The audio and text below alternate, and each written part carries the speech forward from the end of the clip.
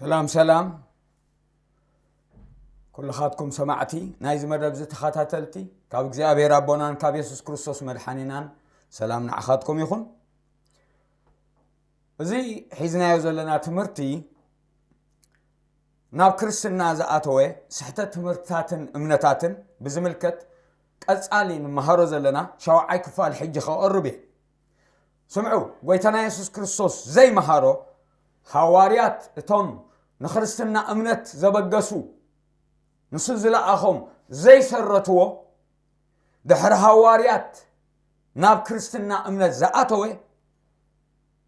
ሓሶት ትምህርትታት እምነታት ብምሉኡ በቃል ኣምላኽ እናለክዕና ዝፈርስ ክፈርስ ዝእለ ክእለ ዝዕረ ክዕረ ዝልወጥ ክልወጥ እቲ ቃል ኣምላኽ ድማ ፀኒዑ ክነብር ናብ ቃሉ ክንምለስ ሎሚ ደጋጊመ ዛረብ ኣለኹ ንገሊና ክሕመናዩ ንገሊና ከሰንብደናዩ ቃሉ ግን እንታይ ይብል ክንብል ኣምላኽ ይደግፈና ደጋጊመ ዝህበኩም ምኽሪ እቶም ኣብ ግብረ ሐዋርያት ምዕራፍ 17 ፍቅዲ 11 ዘለው ሰቤርያ ጳውሎስ ክሰብኽ ከለው ሪኦም ብኡ ይኮነን ኣሚኖም እስካዚ ትብሎ ዘለኻ ሓቂ ድዩ ኢሎም መጽሓፍ ንሓደዱ እናገናዘቡ ንሱ ዝበሎ ቃል ሓደ ምዃኑ ምስ ረኸብዎ ብኩሉ ልቦም ኣሚኖም ስለዚ መርምሩ ጽሑፍ ቀደም ኣብ ኢድ ሰብ ስለ ዘይነበረ ሰብ ነቲ ሓቂ መርሚሩ ክረኽበሉ ዝኽእል ዕድል ኣይነበሮን ሎሚ ግን መጽሓፍቲ ተተርጊሙ ስለ ዘሎ ከተንብቡ ዋላ እንተ ዘይከኣልኩም አንብቡልና በሉ ሽዑ እቲ ሓቂ ክትረኽብዎ ኢኹም እምበኣር መሰረት ትምህርትና ኣብቲ ካልኣይ መልእኽቲ ጳውሎስ ናብ ሰብ ቆሮንጦስ ምዕራፍ 11 ካብ 1-4 ዘሎ ከምቲ ንሄዋን ብጉርሑ ዘስሓታ እቲ ተመን ነቲ ሓቂ ጳውሎስ ዝመሃሮም ድማ ዝግልብጡ ዝልውጡ ዘደናግሩ ምስ መጽዎም ካልእ ወንጌል ካልእ ኢየሱስ ካልእ መንፈስ ከይትቕበሉ ዝበሎም እንደገና ድማ ንሰብ ገላትያ ኣብ ምዕራፍ 1 ካብ 6-9 ብዘይካዚ ንሕና ሰበኽናዮ ወንጌል ካልእ ምህሮ ዝምህር ንሱ ውጉዝ ይኹን ዋላ መልኣኽ ሰማይ እንተዳ ኢሎም ብድሕሪ ሐዋርያት ንዝመፀ ዘበለ ንሳቶም ዘይተዛረብሉ ንሳቶም ዘይመሃርዎ ክርስቶስ ከዓ ዘየንፀፎ ብምንም ዓይነት ክንቅበል ከም ዘይብልና ደጊመ ዛረብ ኣለኹ ብድሕሪ ሐዋርያት ምግላጽ መጽኡ ኢሎም ብዙሓት ንፈልጥ ኢና ዝብሉ ናብ ክርስትና እምነት እዚ ዘይበሃል ሓሶታት ወሲኾም እዮም ካብቲ ንመሃሮ ዘለና ክፍልታት ሎሚ እውን ክውስኸሉ እየ ስለዚ ኣብ ግብረ ሐዋርያት ምዕራፍ 10 ሐዋርያ ጳውሎስ ዘትረፍኩልኩም የብለይን ኩሉ ምኽሪ ኣምላኽ ነገርኩኹም ኢሉ ስለዚ እቲ ኩሉ ምኽሪ ኣምላኽ በቶም ሐዋርያት ድሮ ተዋሂቡ ስለ ዝኾነ ሓድሽ ኣብ ልዕሊኡ ዝውስኽ ኩሉ ሓሳብ ጥራይ ይብል ኣለኹ ክስረዝ ዘሎ ክስረዝ ክእለ ዘሎ ክእለ ኣሎ ስለዚ ኣብ ዝሓለፈ ግዜ ኣብ መንጎ ኣምላኽን ሰብን ማእከላይ ሓደ ጥራይ ንሱ ድማ ኢየሱስ ክርስቶስ ከም ዝኾነ ተዛረብክዎ ሎሚ እውን ከስምረሉ እየ ምዕራፍ 10 ግብረ ሐዋርያት ዝበልኩኹም ቁፅሪ 15 ሕጂ ድማ እንሆ ንስኻትኩም ኩላኻትኩም እናዘርኩ መንግስቲ ኣምላኽ ዝሰበኽኩልኩም ደጊም ገጸይ ከም ዘይትርእዩ ፈልጥ ኣለኹ ምስ በለ ቁፅሪ 16 ኩሉ ምኽሪ ኣምላኽ ነገርኩኹም እምበር ዘትረፍኩልኩም የብለይን እሞ ካብ ደም ኩልኻትኩም ንጹህ ምዃነይ ሎማዓንቲ ምስክረልኩም ኣለኹ ኢልዎም ስለዚ ኩሉ እቲ ብኣምላኽ ንኽወሃቡ ንዓኣቶም ሕድሪ ዝሃቦ ብምሉእ ሂብዎም እዩ ዘትረፈሎም የብሎም ስለዚ ኣብ ጽሑፍ ከዓ ሰፊሩ ስለ ዘሎሲ ብድሕሪ ሐዋርያ ዝመሃርዎ ካልእ ምግላጽ ረኺብና ኢሎም ዘእተውዎ ዋላ መልኣኽ ሰማይ እንትኾነ ከብለካ ኣለኹ ይብለክ ኣለኹ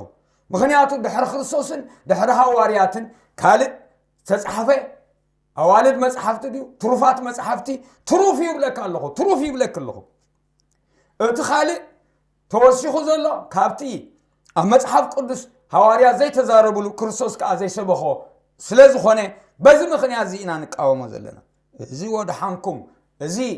ተደኣ ተረዲእኩም ኮይኑ ነዚ ሓቂ ሒዝና ክንቅጽል ኢና እምበኣር ኣብ ዝሓለፈ ግዜ እንታይ ኢለ ነይረ እግዚአብሔር ተመስገነ ይኹን ማእከላይ ዓራቂ ጠበቃ حدا ጥራይ ምዃኑ ተዛሪበ ነይረ እሞንጎ ኣምላኽን ሰብን ብደሙ ዘተዓረቀ ጠበቃ ዝኾነ ማእከላይ ኮይኑ እሞንጎ ኣምላኽን ሰብን ዝዓረቀ በይኑ እቲ ሰብ ስጋ ለቢሱ ዝመፀ ወዲ ኣምላኽ ኢየሱስ ክርስቶስ ከም ዝኾነ ምስኡ ወይ ኣምሳያኡ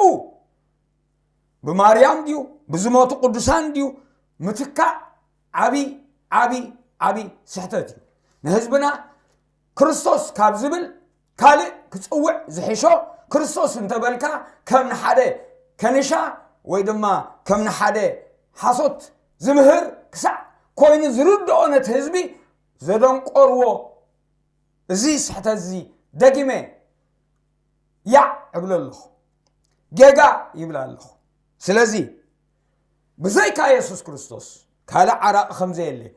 إنا تسمر له إنا تنقرو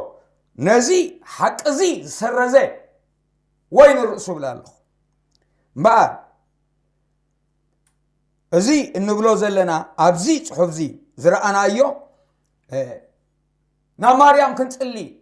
أي تقبأنا بيسوس كريستوس إنا ناب أملاخ نمتس ኢየሱስ ክርስቶስ አምላኽ እዩ ስጋ ኻለቢሱ ፍጹም አምላኽ ፍጹም ሰብ እዩ ማርያም ግን ናይ አምላኽ ባህሪ የብላ ስለዚ ኣብ ኩሉ ስፍራ ከም እግዚአብሔር ክትርከብ ትኽእል ኣይትኽእልን እያ እግዚአብሔር ምልአት ዘለዎ ኣብ ኩሉ ስፍራ ዝርከብ ስለዚ ሓሶት ትምህርቲ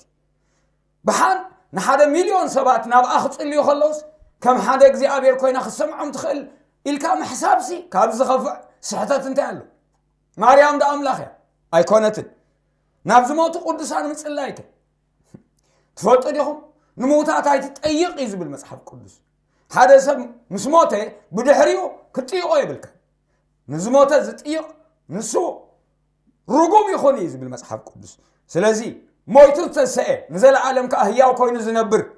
بين يسوس كريستوس راي إيو سلازي أب إبراويان دقادي مو مأكلاي كم زخونة بأمهوي زنببنايو كذكروكم فقط قدما بتيمتيوس قدما تيمتيوس معرف كل تقصر حمشته مالت أملاخ هذا بينو يمو تأمون بأملاخ سبن زلو مأكلايون سب كريستوس يسوس هذا بينو يو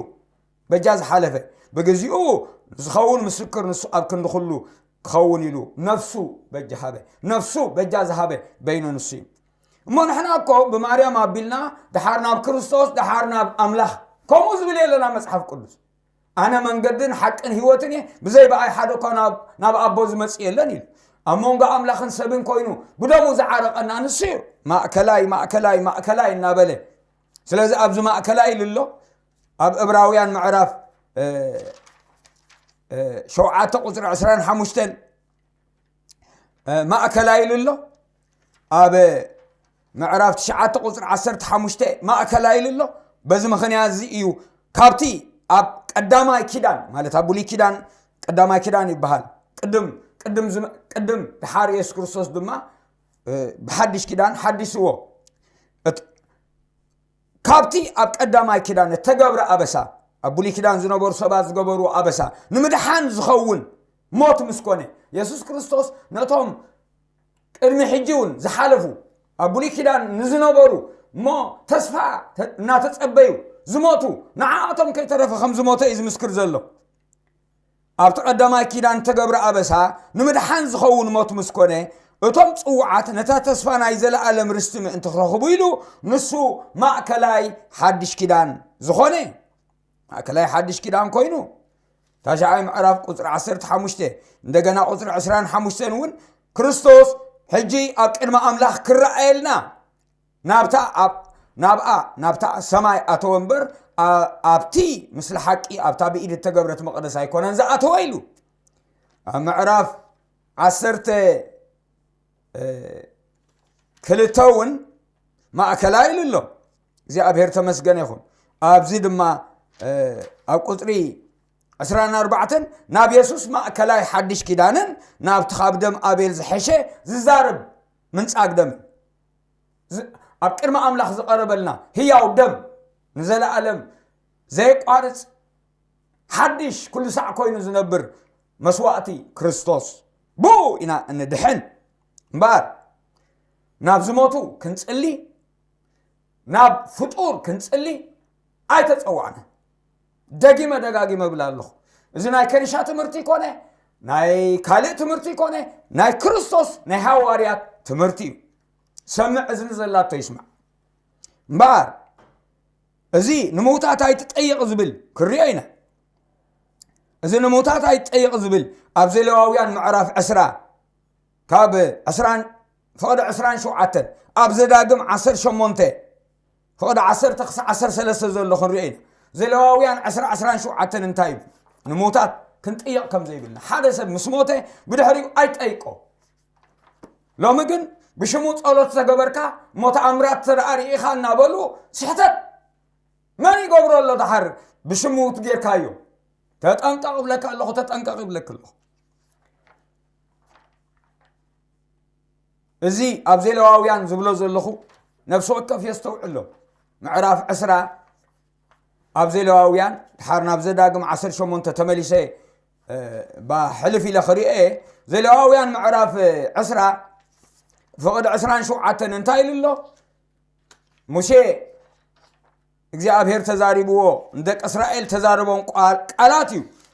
عسران شو عتن كمزيبل سبعي وي سبيتي منفس انقولا انتلوه وي مودق زعقول انت خونه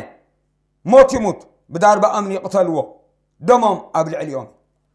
إلو ازي تنقلاي تنقاليو نموتات تيق مودق زعقوليو بفلاي اب زداقم عصرت شمونته كاب عصرت خس عصر سلسته أبو أنت داري إخوان تايبل كاب عصر تخس عصر سلسته ودو ويقالوا بحاوز حلف وي مودق زعقول وي بدمنان بتمنن زفلت وي أسماتنيا وي تراقامي منافسة إيق وي تنقالي وي نموتات زطيق أباخا أي الرخب أذن أجرزي زقبر كله أبغزي أبير فنفون يمو بسر زيت إياف أزيد ما إيو أغزي أبير أملاحكا كاب قدميخا سوقهم زلو نتونكم زقبرو أب قدمي أغزي أبير أملاحكا ملو كون بملآت قرب بخل نفسها بخل حسابك بخل انتنخا أغزي أبير أملاحكا أفكرو بخل لبخان تايلو بخل حسابك انتايلو أي مكالين نخالا أي تبونيخا بين نجزيابير بخل اللبخا بخل حيلخا نجزيابير أقل يجي بالمصحف القدس ناو طبق أتازبي ساعات كا زماني أكل زي ساعاتها ما مهران كادما يبقعو يأكل بلك الله سلازي أبزي بلالله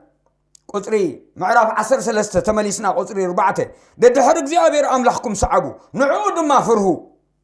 تزازاتون حلو قالوا دما سمعوا نعوخ أقلقلوا مسؤون لقابو زيابير تمسكن زي تزاز أملح موتات أي تحتت أب قداماي ساميئيل معرف عسران شمون تنبيبنا تا تنقاليت نساميئيل نتنا زيابير نبي كما قبر كتتسوى نموت متنسى نوري خمس خونه وتتصحيفوا له سلامنتاي تربشني كبلا خلو تي منفسناتو نرئي ساميئيل بناي بولي كدان صادقيو ناي እግዚአብሔር ነብይ ስለዚህ مسدقسو توم ناي እግዚአብሔር ሰባት ترى اشمام العلكم صليو خونكم انصار قال እግዚአብሔር اخم تغبرو زلخم እግዚአብሔር ተመስገነ ስለዚህ አስተውሉ ማዕከላይ በይኑ ኢየሱስ ክርስቶስ ጥራይ እዩ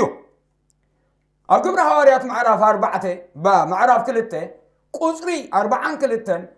بحبرتن بمقراسين جيران بتمهرت هوارياتن بصلوتن صنيعو نبريز تمهرت هواريات ينبر بدحريهم نايز مصو كم زي كونه ولا بوتات بدحري صحفو وي دما كالي توسيخون تدعا خوينو ازي نግዚአብሔር زغوهي نتحزب دما زسحت حصوت دقي مزاربالو እግዚአብሔር ኣብ መጨረሽታ ከምቲ በኣምሆ ዝበልኩኹም ኣብ ዕብራውያን ምዕራፍ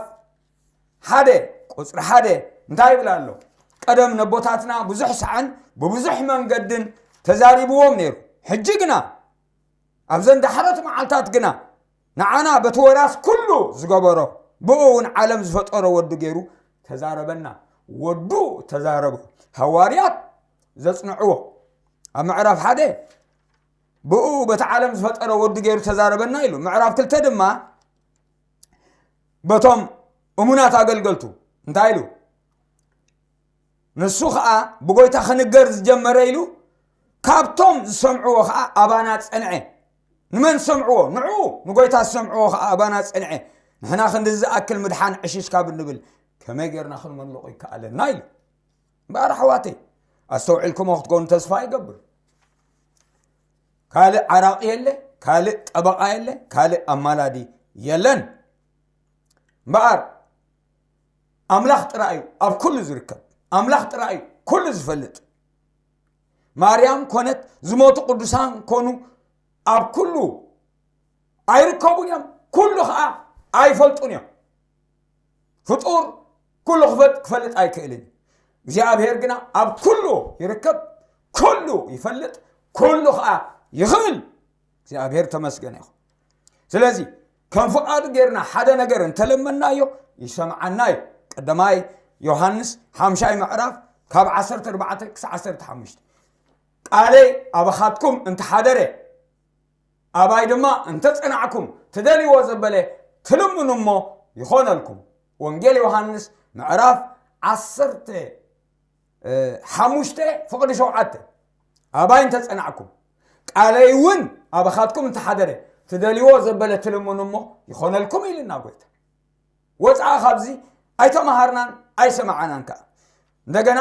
እዚ ኣብ ወንጌል ዮሐንስ የለየ ዘለኹ ኣብ መልእኽቲ ዮሐንስ 5 ምዕራፍ ድማ ይብል ኣለኹ ኣብ ቀዳማይ መልእኽቲ ዮሐንስ 5 ምዕራፍ ድማ እንታይ ኢሉ ቁፅሪ 15 ነት ቁፅሪ 14 15 ከምቲ ፍቃዱ ጌርና ፍቃዱ ክንፈልጥ ኣለና እንታይ ዝደሊ ዘሎ ፍቃዱ ኣብ እንታይ ንረኽቦ ኣብ ቃሉ ፍቃዱ ኣበይ ንረኽቦ መንፈስ ቅዱስ ይሕብረና ፍቃዱ ቅድም ኣብ ቃሉ ኣብዚ ጽሑፍ ከምቲ ፍቃዱ ጌርና ሓደ ነገር እንተለመናዮ ይሰምዓናዮ እቲ ኣብኡ ዘለና ትብዓት ድማ እዚኡ ስለዚ ከም ፍቃዱ ክትጽሊ ከለኻ ትብዓት ስምዓካ ቃሉ ስለ ዝኾነ ጎይታ ከምዚ ደይበልካን ኢኻ ኣብ ቃልካ ከምዚ ደይኮነን ዝብል ትብል ነቲ ዝለመናዮ ዘበለ ከም ስምዓና ካብ ንፈልጥ ድማ እቲ ካብኡ ዝለመናዮ ልማኖ ድሮ ከም ዝረኸብናዮ ንፈልጥ ኢና ይብለና አሜን ከም ስምዓና ንፈልጥ ከም ተመለሸልና ከማን አሚንና بحاجوس نوصلنا أتو እግዚአብሔር ተመስገነ ይሁን ባር አሕዋቴ እዚ ቃል እዚ ካብ ሰማዕና ሎሚ ነቲ ክንስዕቦ ጸናሕና ሞዘይ ኮነ በዚ ቃል እዚ ፍሩስ ከም ዝኾነ ፈሊጥና ጥዑይ እምነት ጥዑይ ምርዳእ ጥዑይ ፍልጠት ክንሕዝ ኣምላኽ ይደግፈና እሞ ንሳቶም ዝያዳ ናይ ሰብ ይርድኦም እንዲሁ ብኦም ኣቢልና ክንመጽእ ከምቲ ሓደ ግዜ ሓደ ሰብኣይ ኣድጊ ጠፊእዎሲ ይደሊ ነይሩ መሲኡ ታዳት ናበዳት ኸይዳ ኣለኻ ኣድጊ ጠፊእኒ መሲኒ ኸኣ ዝብኸ ይበልዖ ፈርሃ ኣለኹ ኢልዎ እሞ እንታይ ደኣ ትብል ኣለኻ አንታ እግዚአብሔር በጃኻ ካብ በላዒ ኣድሕነለይ ነዚ ኣድገ ይብሎ ኣለኹ ናና ንእግዚአብሔር ኣይትለምኖ ኢሉ ንኣብና ኣረጋው ለምኖ ንሱ ናይ ሰብ ዝርድኦ ሰምዓካ እምበር ንእግዚአብሔር ደኣ ትዝርእሲ ዝብላዕ ደልዩ ሲልምን ደ የለን ምስ በሎ እዚ ስሕተት ይብለካ ኣለኹ ጎይታ ኢየሱስ ክርስቶስ ድኻምና ክርዳእልና ስጋ ለቢሲ ዕብራውያን ምዕራፍ 4 ዕብራውያን መጽሐፍ ዕብራውያን ምዕራፍ 4 ፍቅዲ 14 ክሳብ 16 ብድኻምና ክድንግጸልና ይኽእል እዩ ምዕራፍ 2 እውን ጠቂስዎ ኣሎ ነብቦስከ ዕብራውያን ይብል ኣለኹ መልእኽቲ ናብ ዕብራውያን ምዕራፍ 4 ቅድም ከንብብ ሞ ድሓር ምዕራፍ 2 ድማ ተመሊሰ ከንብበ ምዕራፍ 4 ቁፅሪ 14 ደጊም ብዘይ ሓጢያትሲ ብኹሉ ከም ዝኸማና እተፈተነ እዩ እምበር ብድኻምና كدنقصلنا زي كليقة كانت يبلنا نمو بسمايا زحلفه عبي ليقة كانت يسوس ود أملاخ كابزهلونا مأماننا أبتي نعون نأمانو مأمان نصنع مأماننا نصنع سلازي محرت ما انتي كنقبل بجزية سبباناون نريد اتنا زخون تصقا خنركب بتبعت ناب زفان تصقا نقرب ناب تصقو بتبعت علناو زدنقص علناو زطابق علناو ززاربلنا سلينا زقوم علنا ولنا እግዚአብሔር ተመስገን معراف كلته تمريسنا ترينا قطري عصرت شوعاتخ عصر شو منتزل دما معراف كلته ابراويان او كم زيبل سلازي نتحقيات حزبي ما انت خط عرق بناي املاح زبله دنقاصن امن ليقا كان بناي املاح زبله ناي سب نجر حيزوس بناي املاح زبله انت هيك قبرلنا كتعرق بناي املاح زبله خي ما انت خطعر بناي املاح زبله دنقاصن امن ليقا كهنات ما انت خون بخلو نتم احواتو كمثل تقبؤ نصبعلو كفتن كله تسقيو ايمو نتم زفتنو كردኦም يكاله ابجت سماني يسوس كيچنق كله كم نطبي دم رحصو ينطب نيرو ملاخ እግዚአብሔር ከአ አጸናነዑ ይብለና ብሉቃስ 12 حجግን ንሱ በተዘሓለፈ ሁሉ ይፈልጦ ይሞ በህናይ ንብዓት በህናይ አውያት ከም ዘሓለፈ ይፈልጥ ይሞ በቲ ሽግራትን ጸበባን ክንሐልፍ ኮለና ይድንግጽ አብድኻምና ያአቱ ምሳና ይኸውን መንፈስ ቅዱስ ድማ ጰራቅሊጦስ ተባሂሉ ዘሎ ተጸዊዑ ንረድኤትና ዝመጽእ ንሱውን ይድግፈና ከመጌርና ከም ንጽልይ ንፈልጥ ኢና መንፈስ ግና ንድኻምና ይድግፎ ኸአ